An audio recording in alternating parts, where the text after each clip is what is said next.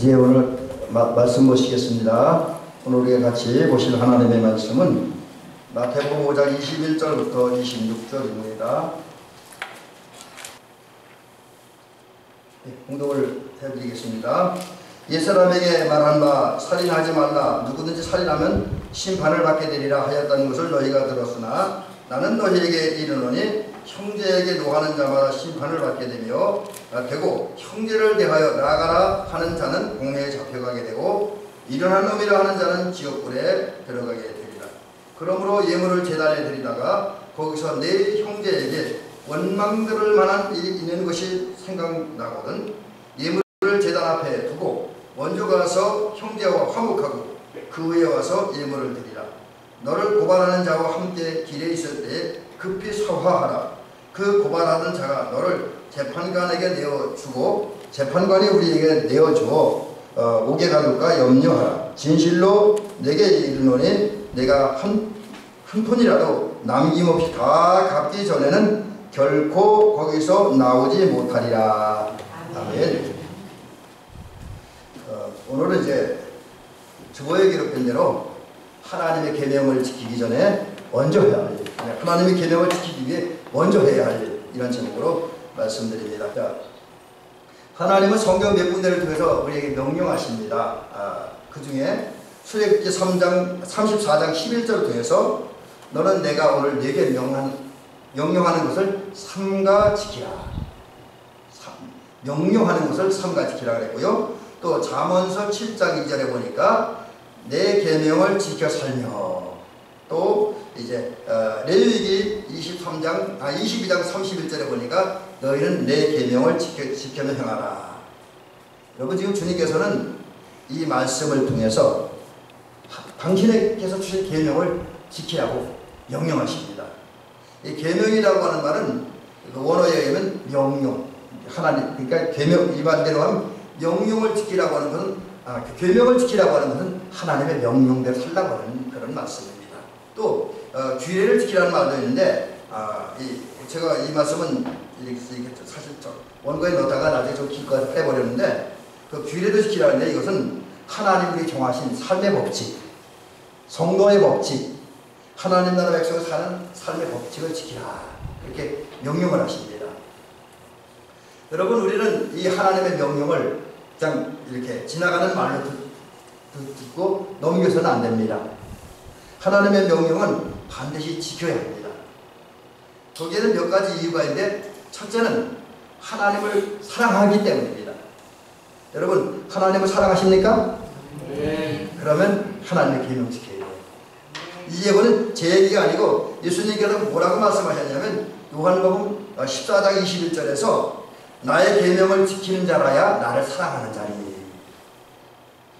하나님의 명령을 지키고 하나님의 법을 지키는 자가 하나님을 사랑하는 자라는 거죠.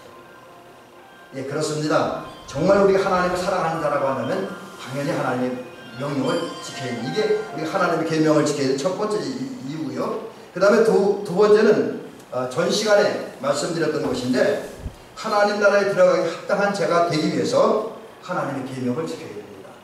여러분, 예수님께서 마태복음 5장 20절에서 뭐라고 했냐면 너희 의가 바리새인과 서기관보다 낫지 못하면 결단코 천국에 들어가지 못하리라, 그렇게 말씀하셨어요. 우리가 바리새인과 서기관보다 의로워야 천국에 들어간다라는 것이지요. 여러분, 우리가 이제 천국에 들어가면 하나님 나라 계명을 지키는데, 계명을 지키는 것이 뭐냐? 어렵게 생각하면 어려운데, 사실 이 부분 때문에 지난 화요일 날은 우리 약속교회 저랑 같이 친하게 지낸 내가 형님이라고 부르는데 우리 이은경 목사님 한참 논쟁을 벌이기도 했었습니다. 왜냐하면 그 목사님은 행한 쪽보다는 마음으로 믿는 것에 중점을 두고 있더라고요. 근데 저는 이제 물론 그게 중요하긴 하지만 그것과 함께 행함을 또 강조하는, 삶을 강조하는 그런 신앙관과 그런 목회관을 가지고 있기 때문에 그런 문제를 가지고 한참 논쟁을 하게 됐습니다. 그러니까 교리적인 논쟁, 신학적인 논쟁을 좀 했지요.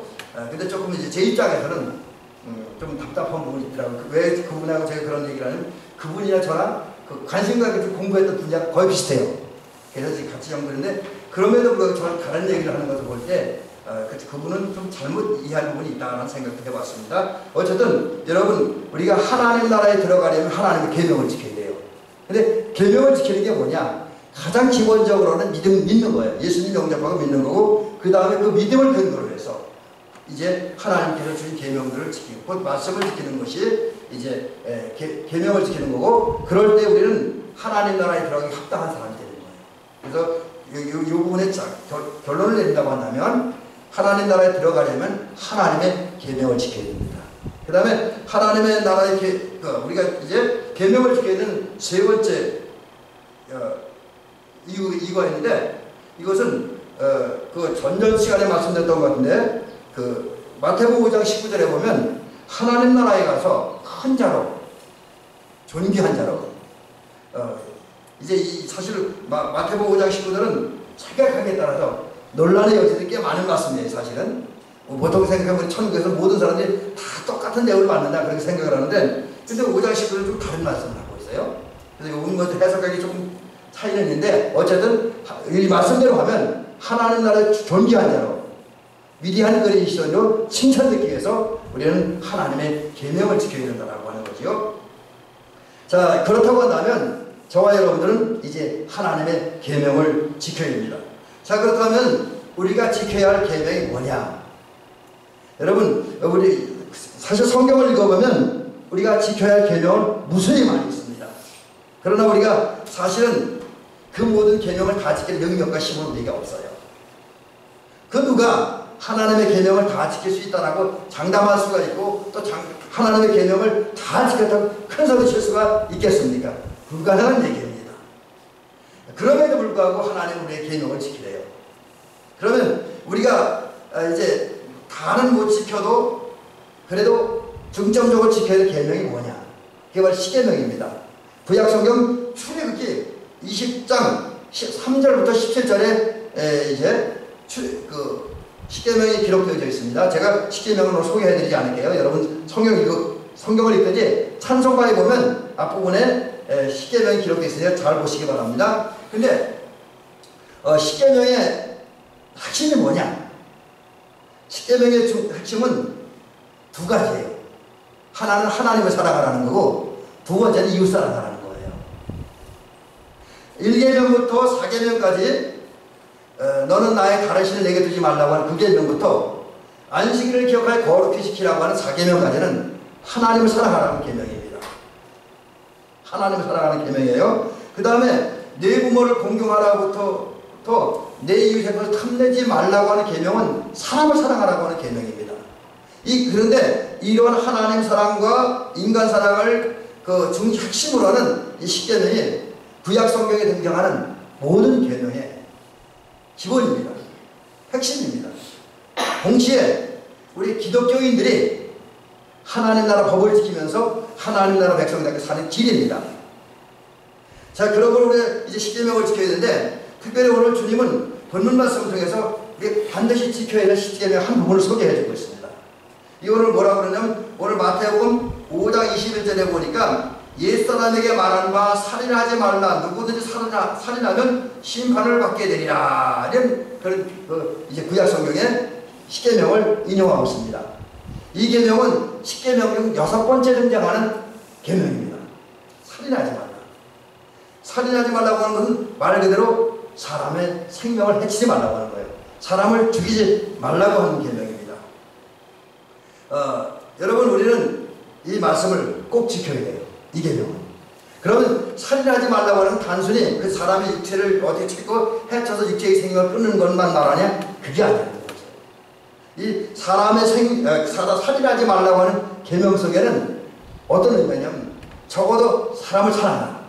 조금 전에 말씀드린 것처럼 십계명의 핵심 중에 하나가 사람 사랑하는 건데, 그 계명 중에 가장 또 중요한 부분이 사람을 살인하지 말라고 하는 그 계명 속에 사람을 사랑하라고 하는 의미가 아직 듬뿍 담겨져 있습니다.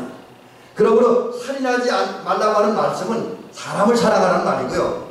또 사람을 사랑하면 그 다음에 뭐라 했냐? 그 사람 속에 있는 생명을 그 무엇보다 존귀히 여겨야 된다는 거지. 여러분, 세상에 많은 것들이 있고 좋은 것들이 많이 있고 귀한 것들이 많이 있습니다. 그러나 그 모든 보다 가장 귀한 것은 사람의 생명입니다.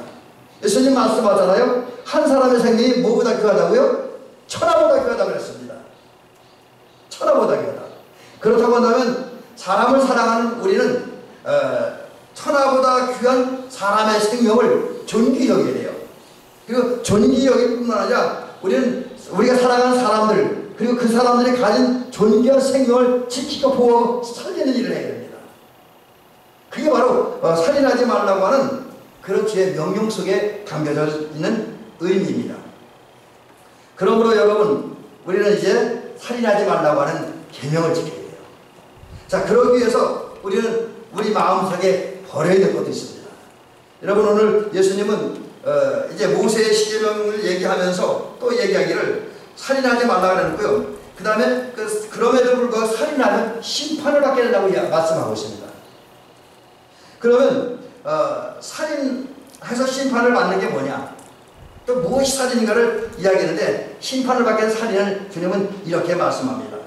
오늘 본문에 보니까 형제를 보고 노하는 자, 형제에게 노하는 자가 살인하는 자예요. 노한다는 건 분노한다는 거지요. 그럼 형제는 누구냐? 형제는 적어도 성경에서 말하는 형제는 굉장히 다양한 의미를 가지고 있습니다. 가장 가까이는 나와 피를 나눈 한 아버지, 한 어머니의 몸을 빌어 태어났고, 그래서 피를 나눈 육신의 형제들을 말하는 거예요. 그게 형제입니다. 그러나 또 다른 면에서 형제는 예수 그리스도를 주인으로 모시고 하나님을 아버지라 섬겨 경외하는 모든 성도들, 나와 같은 신앙을 가진 성도들이 형제입니다. 그런데 성경이 말하는 형제의 개념은 여기서 끝나는 것이 아닙니다. 한 걸음 더 나아갑니다. 그게 뭐냐면, 오늘 내 주변에 있는 모든 사람들, 나와 뗄래야 뗄 수 없는 관계를 가진 그런 모든 사람들, 거기에는 신자뿐만 아니라 불신자도 포함이 되어집니다. 그래서 그런 면에서 보면 오늘 이 시대에 우리 지역, 우리 마을에 살고 있는 모든 사람들이 형제인데, 이런 형제를 향해서 화를 내는 자, 특별히 여기 화를 낸다고 하는 말은 어떤 의미가 있냐면, 이제 나의 욕심을 채우기, 욕망을 채우기 위해서 다른 사람에게 화를 내는 거예요. 내 욕심을 채우는데 그 사람이 내가 원하는데 안 움직여줘. 내 생각이 동조해지지 않아. 오히려 다 대적해, 반대해. 그런다고 이유 없이 화를 내거나 또 그 사람을 해치려고 하는 어떤 음모를 품고 있을 때에 그건 살인하는 것이는 거예요. 그래서 이런 살인을 하면, 그 형제를 미워하면 심판을 받는다는 거죠. 또 이거를 본문에 보니까 나가라 하는 자는 심판을 받는다고 그랬어요. 이 나가라고 하는 말은 뭐냐면, 이제 우리 헬라어로 멍텅구리, 바보다, 뭐 그런 의미가 있습니다. 그래서 우리 주변에 있는 사람들이 내 생각과 다르고 내 마음과 다르고 내가 원하는 일 잘 못한다고 해서 이런 멍텅구리야, 이런 바보 같은 놈아, 그렇게 말한다면 이분도 형제를 무시하는 것이 되어지므로 심판을 받는다는 거예요. 주변에는 형제를 멍텅구리야, 바보야 라고 말하면 살인자라는 거죠. 그래서 심판을 피할 수 없다. 또 형제를 보고 미련한 자라고 비판하고 정죄해도 심판을 받는다라는 것입니다. 그리고 이러한 살인 죄를 범하면 그 형제를 미워하고 멸시하고 무시하고 또 이런 정죄하면 그것 때문에 심판을 받는데, 그 심판의 내용이 뭐냐면 세 가지로 나타납니다. 하나는 유대 사회에 널리 알려진 종교 재판을 받는다는 거예요. 사내린 법정에 끌려가서 종교 재판을 받고 이스라엘에서 백성으로서 정리된 그런 삶을 살게 된다는 거죠. 또 일반 사회 법정에 나가서 이제 심판을 받게 된다. 그래서 죄인은 판결을 받고 그에 대한 비난과 단죄를 당한다라는 의미도 있고요. 또 심판받는다라고 하는 말은 살인하면 심판을 받는데 지옥불에 떨어진다. 여기 오늘 우리 성경은 그 말씀을 이렇게 기록을 하고 있습니다. 불에 떨어진다. 제가 지금 갑자기 여기 지옥불에 떨어진다, 그렇게 이야기를 하고 있어요. 그 외에도 여러 성경을 보니까 다 지옥불에 떨어진다. 번역본을 보니까 다 그렇게 기록이 되어 있습니다. 그래서 여러분 우리가 형제를 미워하고 무시하고 비난하고 정리할 때에 형제를 살인하는 것이 되므로 형제를 죽인 것이 되므로 이제 세상에서도 하나님 앞에서도 심판을 받게 되고 지옥 형벌을 당한다라는 것입니다. 여러분 그렇다고 한다면 우리는 이제 살인하지 말라고 하는 이 계명을 지켜야 돼요. 다른 말로 하면 생명을 사랑하고 사람을 사랑하기 때문에 사람 속에는 생명을 존귀 여기고 사람의 생명을 살리는 일을 하라고 하는 그 계명을 지켜야 됩니다. 자, 그러면 어떻게 이 계명을 지킬 수 있을 것인가? 이제 오늘 이 부분을 말씀드리면서 오늘 결론을 내려드리려고 합니다. 첫째가 아니라 딱 하나네요. 여러분, 저와 여러분들이 살인하지 말라고 하는 계명, 곧 사람을 사랑하고 사람의 생명을 존귀 여기고 사람을 살리는 삶을 살려면 그 계명을 지키려면 주변에는 형제들과 화해해야 합니다. 형제들이라는 말은 제가 조금 전에 말씀드렸기 때문에 더 이상 말씀드리지 않게요. 반면에 화해한다고 하는 말은 이제 서로 좋지 않은 감정, 다툼 이것을 청산하고 서로 좋은 관계를 유지하라고 하는 그런 한글의 의미가 있습니다. 또 이제 서로 미워하고 시기하고 멸시하고 증오하는 이런 마음을 선한 마음으로 사랑의 마음으로 바꿔놓으라. 그런 의미도 이제 화해라고 하는 말 속에 담겨져 있습니다.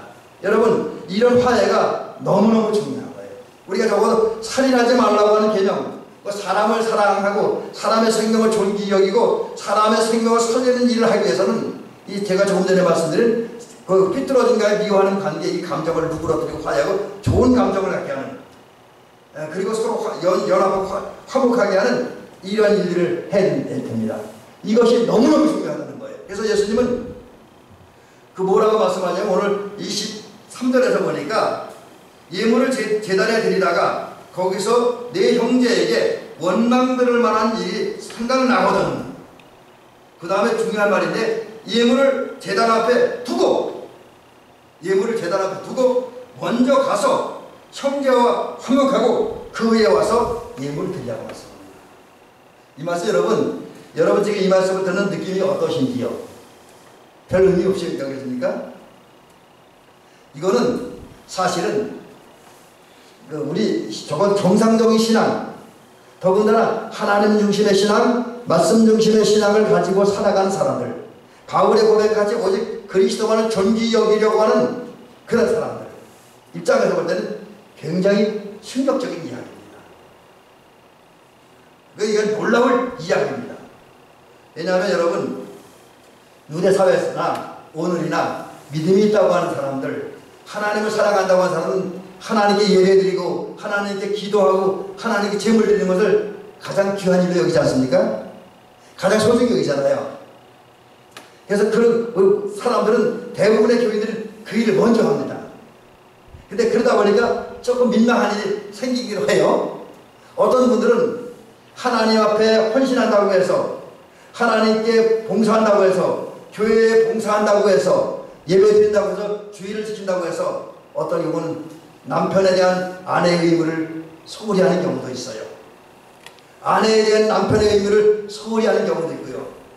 부모에 대한 자녀의 의무를 소홀히 하는 경우도 있고 자식에 대한 부모의 의무를 소홀히 하는 경우도 있고 제자에 대한 스승의 의무를 소홀히 하는 경우도 있고 또 스승에 대한 학생의 의무, 제자의 의무를 소홀히 하는 경우도 있습니다.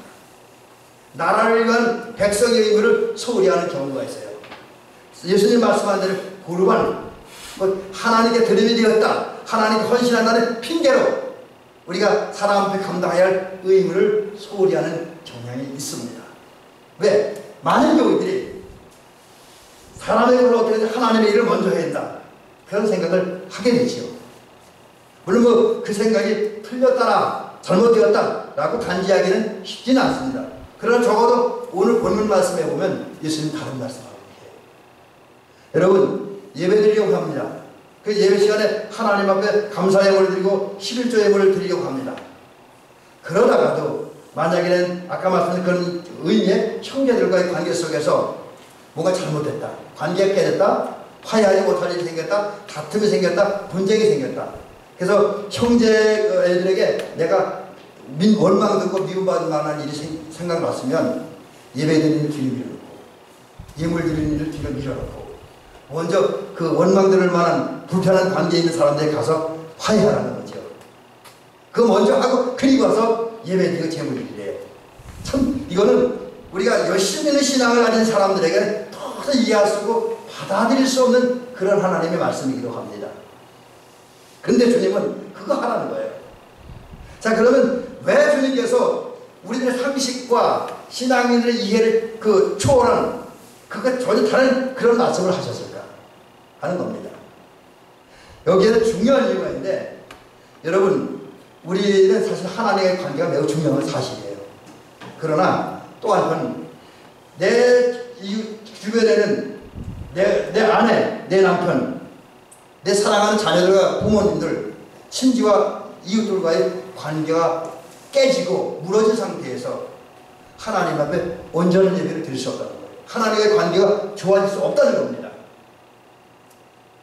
그래서 그 성경에 보면 그런 얘기 있잖아요. 가까이 있는 사람을 사랑하지 못하는 자가 하나님을 사랑한다는 건 있을 수 없다. 그런 말까지 하십니다. 이게 제 얘기가 아니라 주님의 말씀입니다. 참 이 얘기 끝나면 어쩌면 이게 논란거리가 될 수도 있어요. 그러나 성경은 분명히 이야기합니다. 예수님 분명히 말씀하셔요. 참된 예배의 본질, 참된 헌신의 본질은 우선 기본적으로 가장 가까이 있는 사람들과 좋은 관계를 맺어야 된다는 거예요. 유지해야 된다는 거지. 그래서 주님은 먼저 주변 사람들과 화해하는 거죠. 가족과 화해하고, 친지 이웃과 화해하고, 친구들과 화해하고, 더 나아가 어쩌면 나와의 경쟁 관계에 있는 사람들까지도 발음이 잘 안 되네요. 경쟁 관계에 있는 사람들까지도 그들과도 화해해야 된다. 그럼 어떻게 화해가 됩니까? 화해는 내 것만 고집해서 절대로 화해 이루어지지 않습니다. 오늘날 사실 우리나라에서 뭐 정치계도 그렇고 여러 개도 보면 한 번 어떤 주제를 가지고 이야기하면 결론이 안 나요. 왜? 자기 것만 고집하기 때문에. 자기 얘기만 하고 남의 얘기는 들어주지 않기 때문에. 나만 어떻게 넌 틀렸다는 생각을 갖고 있기 때문에 화해가 안 되는 거예요. 여러분, 화해는 어떻게 가능합니까? 물론 내 생각도 옳고 내 이야기도 옳습니다. 내 신앙적 영적 체험도 옳습니다. 그러나 하나님은 모든 사람에게 똑같이 역사하고 똑같이 은혜 베푸시는 게 아니잖아요. 다 다릅니다. 다 달라요. 그래서 내 얘기도 옳지만 다른 사람도 옳기 때문에 우리는 내 것을 지키면서 더불어 다른 사람이 어떤 사건, 어떤 이론에 대한 이야기할 때 적어도 들어는 줘야 된다는 거죠. 들어줘야 거기서 연합의 가능성, 화해의 가능성이 생깁니다. 그리고 내가 가지고 있는 신앙관이나 성경적인 신앙관이 크게 벗어나지 않는 것이라고 한다면 받아들여야 돼요.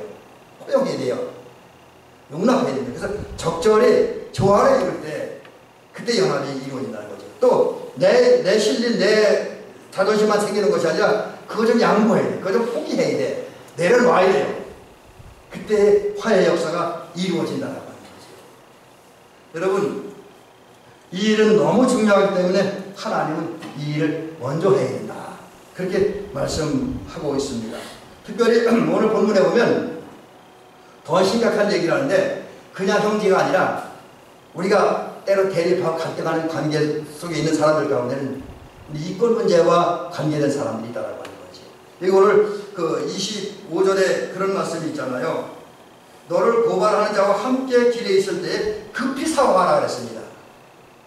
그러면서 좀 이제 앞부분과 이해되지 않은 말씀인데, 그 26절에 보니까 내가 한 푼이라도 남김없이 다 갚기 전에는 결코 나오지 못하리라는 말씀을 하고 있습니다. 여러분, 이게 무슨 얘기입니까? 우리가 어떤 사람과 화해해야 되느냐? 어떤 이권 문제, 어떤 또 그의 복잡한 인생의 문제가 있잖아요. 그래서 원수일 수밖에 없고 심한 건 법적 갈등과 대립의 관계 속에 있는 사람들까지 있습니다. 특별히 이제 오늘 본문에서 말하는 건, 특별히 26절을 말하는 건 뭐냐면, 내가 누구한테 어쩔 수 없이 빚을 졌어요.